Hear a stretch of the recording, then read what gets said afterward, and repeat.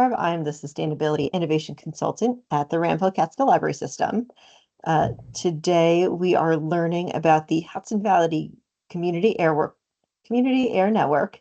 But just a few quick housekeeping things before we get started.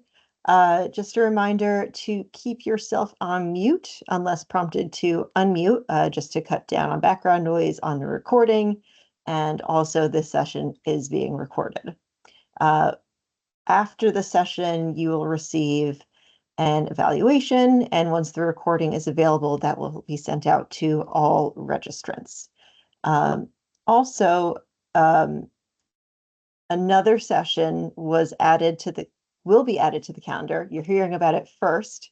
On October 22nd, there will be a virtual workshop with representative from two of our local energy companies on home boost systems and how you can loan them to patrons to help patrons make their homes more energy efficient. So save the date, October 22nd. You are hearing about it first.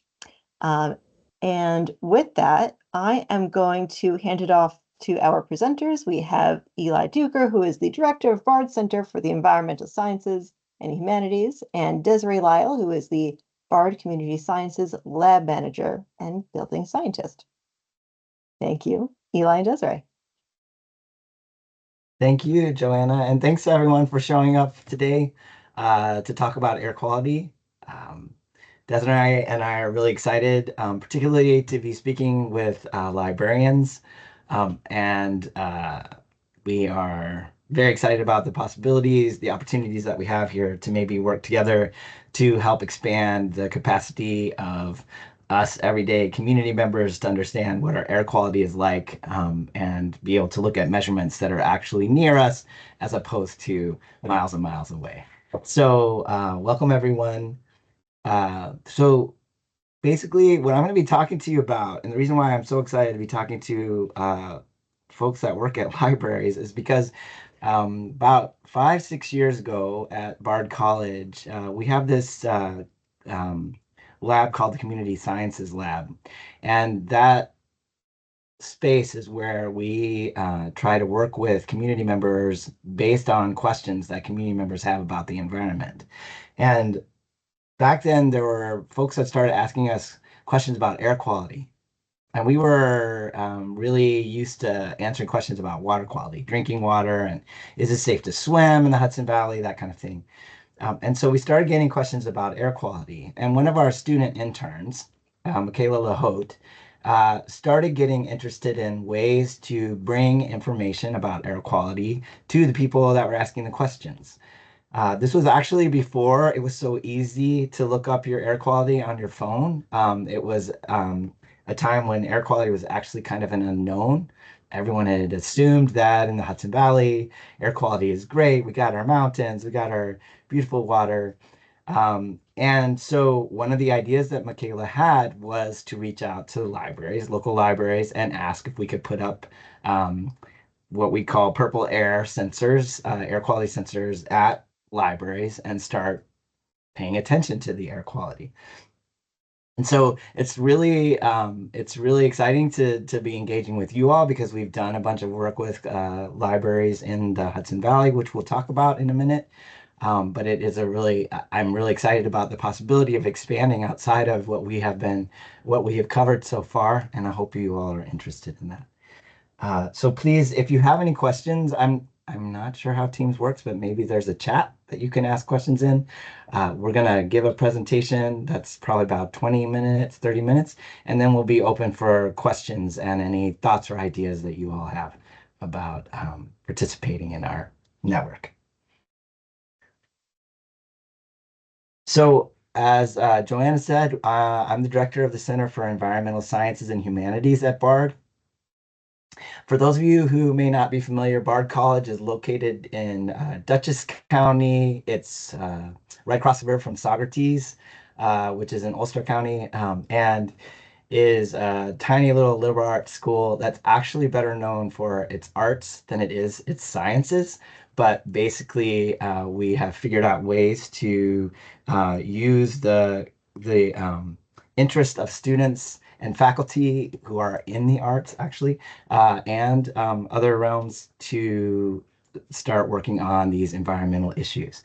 So what we do is we bridge between academic disciplines. So we're working with ballerinas, jazz guitarists, biologists, chemists, social scientists at Bard.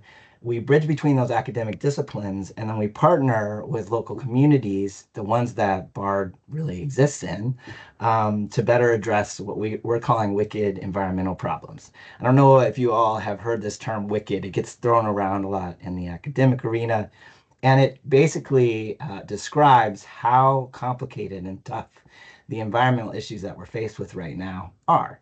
So, for instance, a wicked environmental problem is that we need to be able to breathe clean air, but we also need to be able to get to our work every day so that we can earn money so that we can have food to eat. And so, if we have to use cars to get to our work, and those cars are affecting air quality, how do we clean up our air when we also need to eat? So it's kind of this, we call them wicked problems because they're not simple. You can't just throw out a solution that works for everyone. You just can't. So, and that's true of air quality. That's also true of water quality. We have a lot of issues in our water here in this area. A lot of them have to do with sewage, treated and untreated sewage getting into our drinking water, getting into our surface waters. But the problem is we do need to figure out how to deal with our sewage because we're humans and we make waste. So again, it's that wickedness, the toughness of being able to address this. And we feel that the only way to do that is to bring the resources of the academic institution that we are to support the community members who are actually making the decisions on the ground around the policies that we're going to have in our towns, in our villages, in our cities to deal with air quality and water quality. We believe that libraries are one of the bastions, and you know this better than me, bastions of knowledge, right? It's always been that way. And it makes sense for libraries to participate in providing information and knowledge to communities to be able to address these wicked problems. So as we have, so the center has existed now for about 11 years. And over the past 11 years, we've worked hard to not only establish air quality and water quality work in the local area of Bard, so in Dutchess and Ulster, but we also have started expanding out, particularly with our water quality and air quality work. And we do that by having students and faculty and local community work together on issues that are identified by community. We do that in the community sciences lab, which I was just describing, and then that in that lab we work on questions that are about air, water, and we've started working on soil. Interestingly enough, all of them are interconnected, and so often when we are asked to work on certain issues, it's not too long before we find, okay, we started with an air quality issue, but now someone's asking about PCBs in the air. And the only reason why there would be PCBs in the air is because the Hudson River itself has PCBs in its water. And so now all of a sudden we're looking at air quality and water quality and how it relates. And of course, the soil is involved because soil helps to make clean water, but also when it's lofted into the air can change our air quality. So we find that even though we try to keep air quality, water quality, soil quality all separate, often when we're trying to address these issues with our communities, they're all tangled up in each other. The ways that we do that out of the community sciences lab, there are two things that we are really dedicated to kind of trying to promote. One is the idea that all of us are scientists, that our bodies are the bodies that we have are super sensitive environmental monitors. We in the sciences are, we still are struggling to be able to establish a good scientific computer nose, for instance. Our noses, our human noses, are so sensitive to changes in our environment. It's very hard to recreate in an artificial way, and that makes us each individual with a nose able to actually sense certain things like changes in what's in the air. It also helps us sense if our food is okay to eat. So we in the community sciences lab like to remind people that we're all scientists and we all are very highly sensitive sensors. We also use our eyes and our ears um, and our skin as sensitive monitors as well. And so, really kind of talking about that and reminding community that they are actually the expert about their environment. They know what's going on in their environment and they will be sensitive to changes in the environment. And often, when we're asked to go in and help community address an issue, the answer is already there. We go in with our scientific equipment and we are often just validating what is already known. The other thing that we learn in this work is that community knowledge about place and intuition about change is really those are the keys to us being able to build true resilience to climate change. And that's really important because the climate change, that change aspect, really requires us to be able to be flexible as a community. It requires us to be in tune with each other and ourselves as we try to navigate these huge changes that are happening in our weather and therefore in our environment. And so to build that resilience, we have to continually remind ourselves that we do have knowledge. It is important. And often, and you all already know this, but often libraries are the holders of those things, holders of archives, local historical documents, also holders of basic knowledge that can be shared. So these are the two things that we try to privilege in the work that we do. Okay, we're talking about air quality today, but we could be talking about water quality or soil quality. And but with air quality, I just want to be clear about why it is that we're going to spend time um, talking to you and trying to convince you to be a part of this air quality network.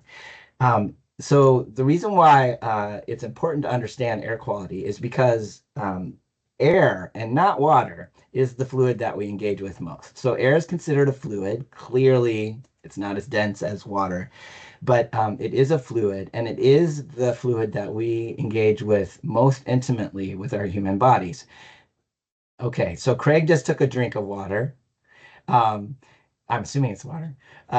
Craig just took a drink of water. But Craig also has breathed a ton of air just in the 15 minutes or 10 minutes that I've been speaking here. So the air that's going into your body is going into your nose, into your lungs, and then whatever is in that air is being delivered all throughout your body, your brain, your heart, all of it. Okay. So it's strange that even though air is the fluid that we interact with most, at least here in the Hudson Valley, we know way more about our water quality than we do about our air quality. And so over the last 6 years, it's been very interesting to kind of confront that and ask why. Why do we know more about our water quality than we do about our air quality? For one thing, over 8.1 million people globally die from air pollution each year. That's a huge number. And those numbers are constantly being revised. It's known that air pollution is the second most common cause of death globally, but it's second only to heart disease. And heart disease, unfortunately, is known to be exacerbated by bad air. So if you're consistently exposed to bad air quality, you will have complications with heart disease. And so it's actually, folks are not sure if we can really say that air pollution is the second most common cause because of its combination with heart disease. And that is still a scientific debate right now. So it's important. Really need to be pay more attention to our air quality. And if it's good, great, but we can't take it for granted. We got to make sure it stays that way, right? So here are some of the health effects of being exposed to bad air. So some of the short-term effects are asthma. Some others are coughing, wheezing, and shortness of breath if you are exposed to short-term effects. These were happening pretty regularly up here during the wildfire smoke events that we've had from California a couple of years ago, and now in the last couple of years from Canada, if you remember. Folks were reporting this short-term exposure effect, being engaging with that wildfire smoke. And more recently, we've been having fires of our own here in New York State that also have been contributing to these effects.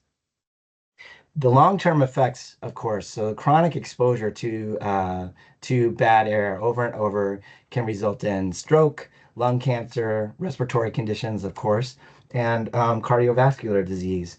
And it's known that over long periods of time that your life expectancy is greatly reduced by exposure to bad air. So you might think then, if air quality is so important, well, we should actually have a way to track it. And unfortunately, in the United States in particular, most of the United States does not actually regularly in any formal fashion track air quality. And there was a study that was done in I think it was spring of 2025, that you see here, that was looking at how far away are people from an air quality monitor every day.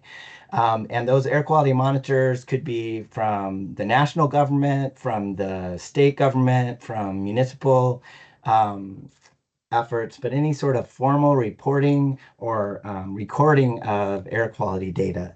And it turns out that over 50 million people in the United States are not anywhere close to an air quality monitor of that type. So if you look at this map here, the green is where folks have reasonable access to formal air quality monitoring in the United States, and the white regions have none. And so if you look over here to where we are, you might see if you look really close, you might see some familiar counties there that do not have access to any formal monitoring, and they include Sullivan, Orange, Ulster, and Rockland counties. So we are in what's called air quality monitoring desert. That's what they're calling it. Okay, wicked desert. We like these monikers, I guess. But in 2020, Hudson Valley leaders, particularly in Kingston, realized that there was a real lack of air quality monitoring, and way before this study came out, asked Bard Community Sciences Lab to put up some air quality monitors in Kingston in particular on the Andy Murphy Neighborhood Center building across from City Hall. And because of that, in Kingston at least, and in some of these areas that show no formal monitoring, we do have community-based, community-fueled, and community-funded sampling of air quality and I'll tell you a little bit about that in a minute, that is now publicly available so that folks actually do know more about their air quality. In general, the approach that we have when we're looking at tracking air quality is that regulation is not stewardship, meaning that the EPA, even when it existed in a much more robust fashion before recent political actions, was never going to help us on this county by county or neighborhood by neighborhood level in terms of understanding our air quality. That the EPA was there to provide a backstop. Like this is absolutely the least that you can do as a state to be sure that your constituents have access to clean air. Stewardship is another thing altogether. And what we're talking about with the Hudson Valley Community Air Network is stewardship. We're providing data not to necessarily get anyone in trouble. What we're trying to provide data for is to make sure that everybody knows to begin with what their air quality is like, so that then policies can be made, changes can be made, personal and community-wide decisions can be made with evidence, with data, to protect and maintain clean air. So the Hudson Valley Community Air Network right now consists of uh, four. So we started with four regional air quality sensors, and those are located in at Bard College on our Stevenson Library roof, at Andy Murphy Neighborhood Center in Kingston, like I was just talking about, Adrian's Memorial Library in Poughkeepsie. See, libraries are all over this. And then Mount St. Mary's College in Newburgh, they're hosting it on the top of their new science building. So we have these four regional air quality systems that measure not neighborhood or ground level air quality, but the air that's moving up and down in the Hudson Valley region. And they're on rooftops, so they're not anywhere near where people live. And but what they do give us a sense is how much of this air is moving around and sharing between our regional air quality sites, and what can the local areas and neighborhoods expect in terms of the contributions from far away. What we're working with libraries then, and it was Michaela's idea to work with these libraries to do this, is to have ground level sensors. So sensors that are in like the, you know, located in the entryways of libraries. So at breathing height, about 6, 7 feet. Those sensors are able to give us a sense of what are people actually breathing, where they live. And it also gives the neighborhoods that house these libraries, and let's face it, anywhere close to there, an idea of what the air quality is like on the ground. So right now we have 18 street level sensors located in libraries uh, across the Hudson Valley. We have another 12 that will be going in hopefully with Ulster County. We're working with them to expand their reach, and that does include possibly some other Ulster County libraries that don't have sensors yet. We also have 8 multi-parameter sensors that measure ozone, carbon dioxide, and um, different forms of smoke that is contributing to air quality across the Hudson Valley. And that's in partnership with SUNY Albany, Dr. Barry, Dr. Einol Barry's lab. And then we also have some weather stations distributed throughout the Hudson Valley. So right now, that's our Hudson Valley Community Air Network. And this is a picture from the roof of the Adrian's Memorial Library in Poughkeepsie. And you see here a haze, and that haze was specifically from Canadian wildfires in June.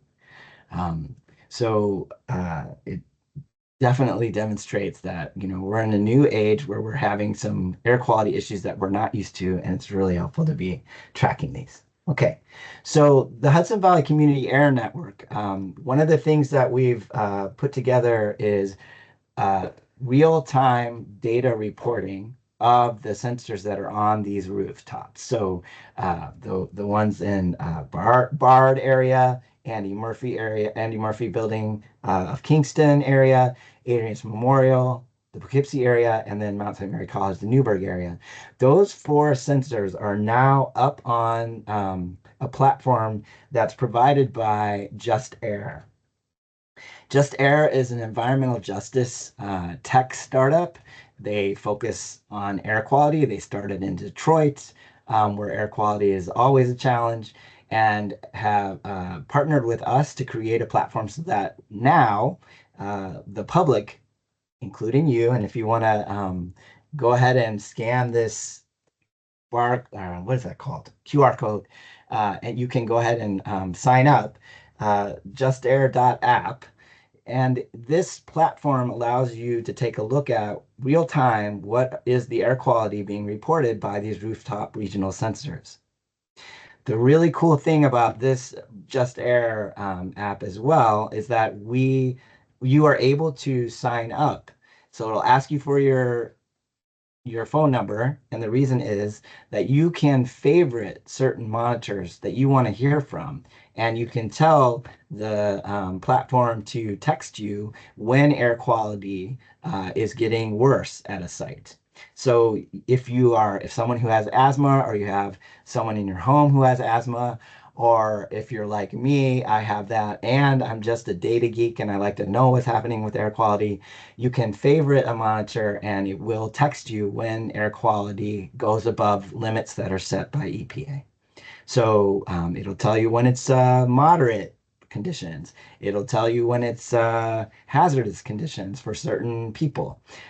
It'll also, and this is the nice thing, it'll also tell you when things go back to being very good air quality. So it also allows you, lets you know when it's safe to actually go about your business and maybe go on that run you were planning or take your kids out to the park nearby. Um, so that is what we're going to be asking you all to join and get ground level sensors from your neighborhoods, from your libraries onto this network as well. There are two ways that we ask folks every time we present about the Hudson Valley Community Air Network to do. One is a personal approach, and then one is more an institutional approach, where the institutions that you're representing. The personal level, what you can do about air quality now is to share this information with neighbors and friends that you can sign up. And if you didn't catch the QR code, if you can just remember it's justair, justair.app. Just go to that and find where you live, find your nearest sensor. So get folks on this Just Air app platform so that they can get information in real time. You can help educate yourself and others about air pollution and air quality. You can pay attention to your municipality's rules addressing air quality. So the interesting thing that we've discovered in the work that we've done, we started in Kingston, but it turns out every single little municipality has their own approach to managing air quality. And often those approaches are around limiting burning of any kind, basically wood burning in a city or village or town limits and that kind of thing. But you might want to just familiarize yourself. What are the kinds of ways that are already in place that my municipality can work on keeping our air quality clean or cleaning it up if it's not what we like? Um, the other thing is, unfortunately, wood burning, particularly in the Hudson Valley and in surrounding regions, is one of the biggest challenges to air quality for human health. And this is really sad and hard for me to talk about. I I love fire. I grew up as a camp counselor, and my job was building huge fires all the time.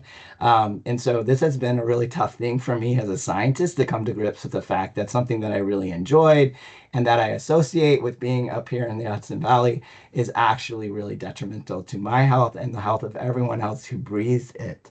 So, getting the word out about that and trying to understand that. I'm not saying stop making s'mores now, immediately, but just start thinking about, okay, there are decisions that we make as community members around what we're going to be putting into our air. And, when we decide to light a fire, that is one decision we're making, not just for ourselves, but for anyone else who's downwind and breathing it. Um, and then, of course, as you all well know, the NSF, NOAA, NASA, and EPA funding has all been slashed on the national level, and the EPA is even trying to take back all of the regulations that were put into place by previous administrations to help us clean up our air. So, paying attention to that and figuring out ways to mitigate that issue is, of course, something that we should be keeping our eye on. So, I've talked a little bit about purple airs, and these purple airs are little sensors that are about this big. I have one right here, I think. It's about this big, and it looks like the end of a PVC pipe because that is what it is. It's called a low cost air quality sensor. We use those on the ground level because, first of all, they're low cost and we don't have much budget, and neither do libraries. Uh, so we use those, and those air quality sensors are really neat because they are immediately, once you get them up on a Wi-Fi signal, they immediately start reporting to a map that is publicly accessible. I don't know if folks have used it before, but if you go to Purple Air, you look up Purple Air on the Google, and it'll take you to its map, and it'll show you all the places where folks have installed Purple Airs. You'll notice that most of the ones in the Hudson Valley mention BARD in some way because we're the ones that have been getting them up there.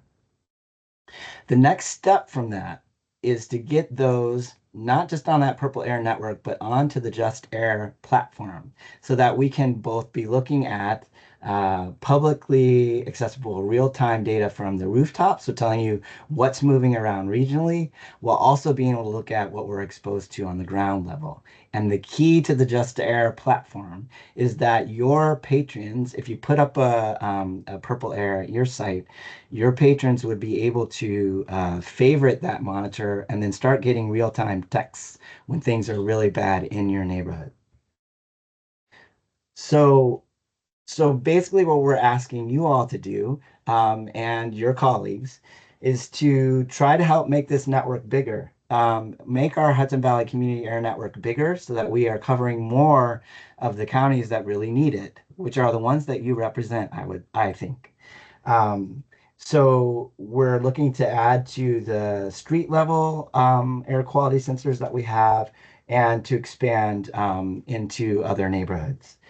If you take a look at our little map that shows, okay, these little red dots here, the big blue dots are where we have our regional air quality systems. So we've got one in Bard, one in Kingston, one in Poughkeepsie, one in Newburgh here. These red dots loosely represent where we work with communities on water quality and air quality efforts. You'll notice that we don't have a lot of coverage away from the river, which are the areas that you largely cover as the Rampo Catskill Library System. And so you represent folks that really, not just from that map we looked at earlier, from that scientific paper, but also from the fact of what we've tried to get out there so far, is really monitors are missing. You all do not have the air quality data. You don't know real time what's happening in your communities, because I'll tell you right now, what's on your phones is a prediction. It's not actually what's happening. So when you see what air quality is like in your area on your weather apps, um, that is a best guess. And those are based on the air quality sensors that are formal and in place somewhere around where you are. It's just a best guess based on what's happening there. For some of you all, that means you're relying on predictions that are probably either from Albany or New York City, or maybe from Millbrook, where there's another, there might be a sensor that can be in use, but it's very limited in your area. And so I think getting more sensors out would be really important and powerful for your communities. Um, so so that's the neighborhood level next step. That's the community level next step that we're asking you all to consider. Um, and and here are the steps that we would take with you, or that you would take with us, to become a part of the Hudson Valley Community Air Network. First, and this is a big deal, right? Is figuring out budget. So for the sensor itself, the Purple Air sensor itself, it's about $300.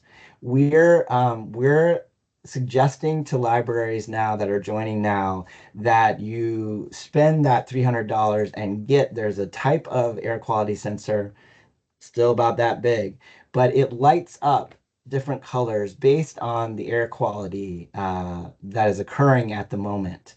And so theoretically, you could look at this sensor, and if it's bright red, it means that air quality is bad and that everyone should be taking notice and taking care of themselves and doing what they need to do. Maybe staying inside for a while, definitely not jogging in that area.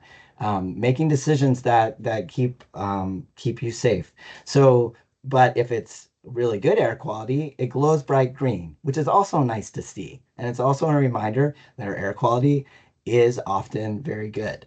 So those sensors, actually, we've got one up in Socrates now, Socrates Library, and in the Roloff Jansen Library. And those libraries are reporting more interaction with their patrons between them and the air quality information and data. So that seems to be working really well. So the Purple Air unit is $300, and that's a one-time cost. They usually last around 2, 3 years, and we are learning as fast as possible in the community sciences lab how to make them last longer. It's only a matter of time with these creative students that we have. Um, and then the other part that needs to be considered is that it is $500 a year to have the data from your sensor on the Just Air platform. And the reason why this is important, and I know $500 is a lot, but the reason why this is really important is that it really ups the ante in terms of your patrons being able to um, get use out of this really important sensor that you're putting out there.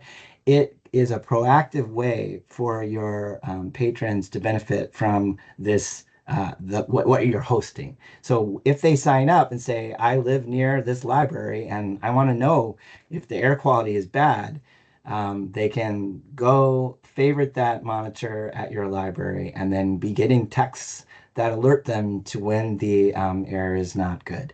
The other thing about having the Purple Air data, not just on the Purple Air map, but also on the Just Air app, is that Just Air is busy curating those data. And as folks who are working with libraries, you know how important that is.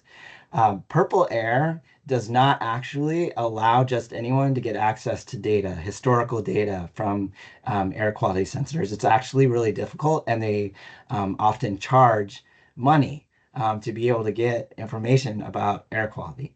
What Just Air does is it takes those data and it puts it in an archive and it manages it for you. Not only does it, before it puts it in the archive, I should say, they also are busy doing quality assurance and quality control on those data to make sure that the unit is working appropriately and is recording data that are valid. Then they archive that. And then anyone in your community can go onto Just Air platform and request historical data. This feature is really important because, for instance, we were just contacted by Hinderhook Library, who has an air quality sensor, where there had been a huge house fire nearby, and community members downwind were concerned about what it was that they were exposed to. Because the library was there and had their sensor on, we were able to grab those data and give those to the community so that they could get a sense for what they were exposed to. So things like that become really important down the road. The time commitment is that there are a couple of things that are one-time time commitments. The first thing is trying to figure out where to put your sensor. We need access to electricity. You need access to Wi-Fi. That takes a couple of hours. Most libraries more recently have been deploying their Purple Airs from their flagpoles, wherever those might be, because those tend to be near entrances and easy to access electricity. But it differs. It could be a gutter. They're very small, very easy to deploy. Then about 90 minutes to actually do the installation. We have to figure out Wi-Fi access. That's usually the biggest pain. Always trying to get access to the services. And then about 15 minutes per month, give or take, to troubleshoot sensor issues that arise over time. And you would be engaging with our staff, the Community Sciences Lab staff, Desiree, and the folks that work with Desiree. Usually it's a conversation like an email that's like, did someone unplug the sensor? And the answer is yes. And then it's done. So it's less than 15 minutes. Sometimes it's that there's a huge storm that's knocked out the electricity. It knocked out the Wi-Fi, and now the Purple can't find it. And so maybe it's a little bit longer conversation. But usually they're very small technical issues, just like any computer issue, like turn it on, turn it off, turn it back on. It works. Um, and then the last thing is, if you have capacity, we do have monthly meetings with the Hudson Valley Air Quality Coalition, which is where librarians, um, community members and representatives of all sorts of organizations that are interested in air quality do meet and talk about what's happening in the area. What are the issues that folks are interested in trying to pursue? So if you're ready and you want to do this, you should contact Desiree. And we've provided her email here. And then, Desiree, do you want to talk a little bit about what you're going to do once you hear from who is interested in doing this? Sure. So thanks again, everybody, for being here and for taking the time to learn a little bit about what we've been doing. But given that we are kind of doing this one little spiel for you guys specifically, it would be nice to maybe wait for a little while to see the number of people that we collect that are interested, and then do a specific training session for you all, as opposed to maybe trying to do them in smaller batches. So I would say maybe wait like a week or two um, before I start sending out emails about scheduling something. So definitely reach out to me and let me know if you're interested in getting more information. I will definitely acknowledge your email, but just know that there might be a little bit of a lag before we actually start scheduling any kind of next steps to make sure that we've collected all the people who might be interested in joining. Okay, so I'm a professor and I went really long. We still have, I think, 15 minutes to talk about people's questions or comments or thoughts. Is that right, Joanna? Yes. Okay. So we have a small enough group today that um, I think it's okay if you have a question just to unmute and ask it. Or if you're more comfortable putting it in the chat, I will read it off for you. But I have a lot of questions, so I'm going to Go for start it. to give everyone a little time to process. And if someone has to type, I'll give them some time to type. Um, so my first question is, how far or close, ideally, would the purple air units be? Because we do have uh, a few libraries that are very close together. So I'm just wondering, would it make sense for them if they were all interested to get a monitor, or, maybe work together and pool their resources and their money so that one or two of those libraries could get one? I think that's a good question. When you say very close, I mean, when it comes to air quality, very close could be like across the street. um, uh, but I'm never going to say that people should not group together and try to make something happen. What I will say is that air can be very different one like at one location versus the location that's a mile away or even half a mile away. Um, and if funding is an issue, then definitely group together, get one. If funding is not an issue and you're just wondering what the benefit would be, the benefit actually is that you get to see how the air is traveling. And it could be possible that something in your environment might be affecting almost like what would seem like one side of the street differently than another side of the street. They could be that close together, but experiencing two totally different microclimates or like um, air air quality issues because of wind patterns. And the only way to know that is by having those multiple sensors. So, um, I mean, that's kind of what I would say. I don't know, Eli, if you have a different thought. No, absolutely. I don't think there's ever too much information. And one of the things that we are discovering is that there is a big difference between neighborhoods. Not all libraries are having the same air quality. And I do think it's really important that we get higher resolution, more detailed look at these areas. Because I mean, I just want to underscore what Desiree is saying about the microclimates.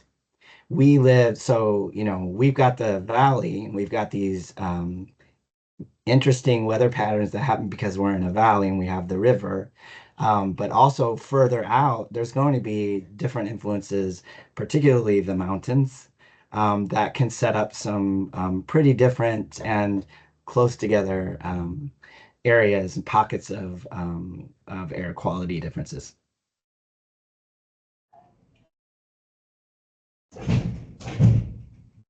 Before I just start rattling off my questions, does anyone else have any questions that they would like to ask?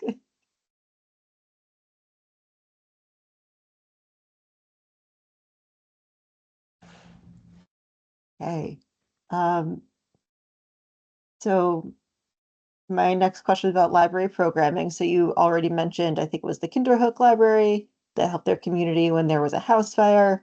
Are there any other ways that libraries um, are using this during library programs or to help out their communities that you know of? I think there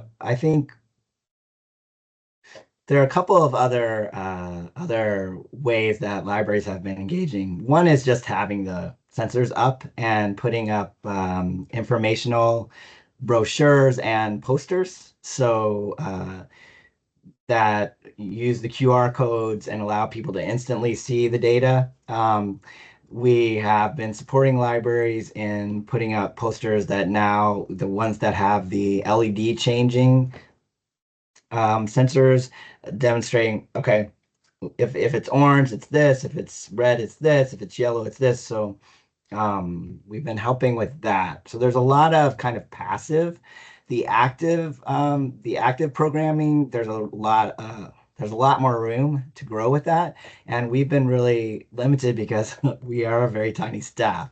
But we also know that libraries are also tiny staffs and also don't have time for this kind of stuff. And so we're always open to ideas and thoughts about how we can help with that programming.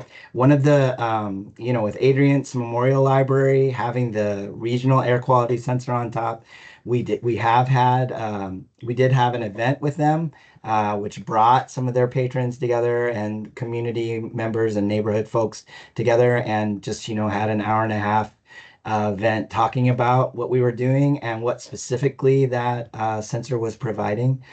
We also have been tossing around the idea of doing annual reports. So taking a look at if a library has a sensor up for at least a year, being able to send a little report or do some sort of Zoom or Teams kind of presentation to folks at the library. Here's what your air looked like. We know that these things were, the wildfires came in at this point. There are other events that happened, but do you know why it was so high this day, right? So having that kind of conversations. So those are some ideas, but we haven't been able to move very far in that direction yet. So if you all have ideas, that would be great. One thing I'll add is with the Poughkeepsie event, there were actually like organizations that came out, including like their local CAC that came out, including a local community group that organizes in the area, and so it can act as a way of kind of cross-referencing groups that already exist that could actually support each other on certain issues. And I think that's definitely something that we could lean into more going forward. We have a partnership in the Kingston area that's coming up, and they are looking to use this as a way to engage more with their local community by doing more educational outreach around it. So, as we get more libraries who are not just hosting, but actually trained in the air quality work that we're doing, whether it's the devices themselves or the data that we're able to collect, once we're able to partner with libraries in that way, I think there's a lot more that we can do. So far, libraries have mostly just been involved as a host, but not really been involved as like helping to maintain the sensors, being actively engaged in like educating the public about the sensors and air quality. And so we're definitely hoping to provide more training and outreach to library staff who can then pass that training and outreach on to their patrons. Great.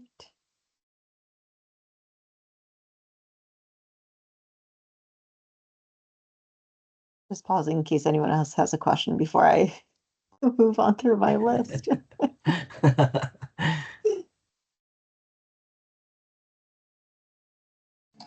I have a question. Just I don't know if this was asked previously, because I just had to step away for a minute. But I mean, are these sensors then? And when you're saying like troubleshooting, are these sensors then? Not to ask a stupid question, are they like? I mean, are they high up on when they're attached to a library building, or just what is the? I mean, are they like viewing level for staff, or I guess I'm a little confused about just. Yeah, when we first got started, like I guess it was like 4 or 5 years ago, we were putting them like way high up, and over time we realized that is just not going to work, and it's not actually what we're breathing. So yes, what we do is we try to get them within. It's usually around between 6 and 7 feet. There are some libraries that feel more comfortable if it's a little bit more out of reach. Um, Other libraries that that's not something that they're worried about. But yeah, it's usually something that you can maybe use a step stool to be able to access. It's often, like I said, from flagpoles, also from gutters, really easy you just basically zip tie them. They're very small. And so you zip tie them, and it doesn't hurt the facade or require some sort of damaging installation process. But we do try to keep them accessible. Yes. And just a follow up, if I can, then I mean, could they be damaged by even like bad weather conditions or something of that sort? They shouldn't be unless something goes wrong. Unless the deployment of it is done incorrectly, they should be able to maintain. They're fine during the rain. I don't think we've actually had any of them fail because of the rain, except for one that the zip tie broke and it turned upside down and it became a cup. So then it didn't work anymore. Yeah, no, they're pretty resilient, actually, these little guys. Okay, thank you. It's been an interesting program. Thank you. Thank you.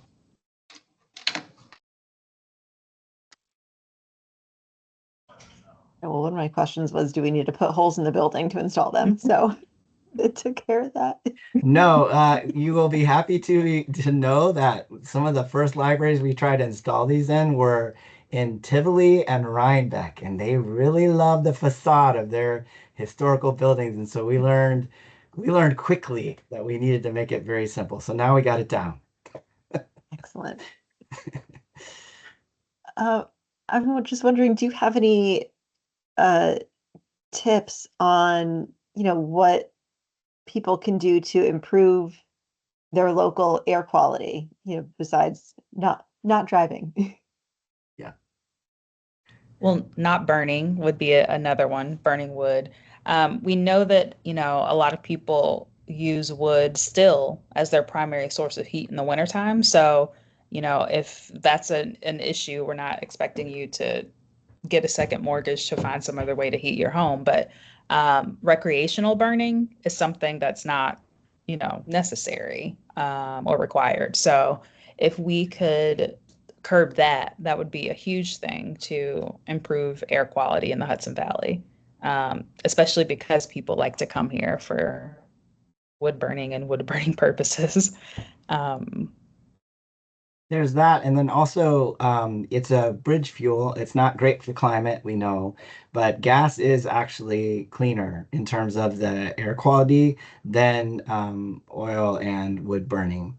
But one of the things that we also need to be very careful of, though, is that indoor air quality. So we're talking about outdoor air quality this whole time.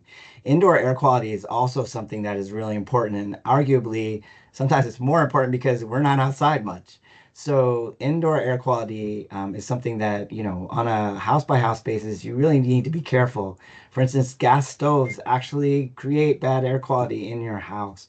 So maybe rethinking how you get your heat. Electricity and electric stoves is much cleaner. And also being aware of, what sorts of things you can do to help your home and your infrastructures be more resilient to water. Because we know that dampness and growth that comes because of dampness can also be a challenge to your air quality. One thing I will add to Eli's point about indoor air quality is use your vents, your ventilation systems, your kitchen vent and your bathroom vent. Always use them, especially if you have a gas stove. Turn that on before you light your stove, like whether it's the stovetop or the oven, and use it the entire time. Same with your bathroom. Turn it on before you turn the shower on and leave it on after, because those places are places where humidity builds up. And if you don't catch it, it will eventually lead to mold in that room, but also throughout the house. And it can cause issues that people are not even aware of. I did not know this growing up, that, I thought they were like optional.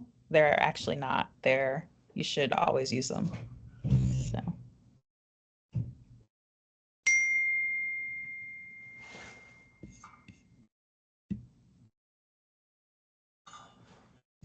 Does anyone else have any questions?